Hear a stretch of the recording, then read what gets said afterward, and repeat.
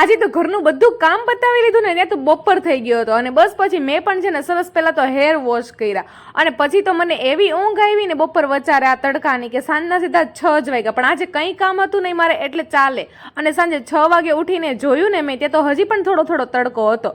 બસ પછી રાતને ફોન કરીને મેં પૂછ્યું કે હવે જમવામાં શું બનાવવું છે, તો એણે મને છે ને આ બધું અતરંગી કામ પકડાવી દીધું. એ કે સરસ મજાના બધા અલગ અલગ વેરાયટીના ભજીયા બનાવજે. એટલે બસ પછી કાચા કેળાના, બટેટાના અને ભજીયાના અને સાથે સરસ મજાના છે ને ડુંગળીના પણ ભજીયા બનાવી નાખ્યા હતા, એ પણ આખી આ થાળી ભરીને. અને ચટણી તો હું સાચું કહું ને તો નો જ બનાવું, જો કે ઘરમાં કેચઅપ પડ્યો હોય એટલે ચાલી જાય.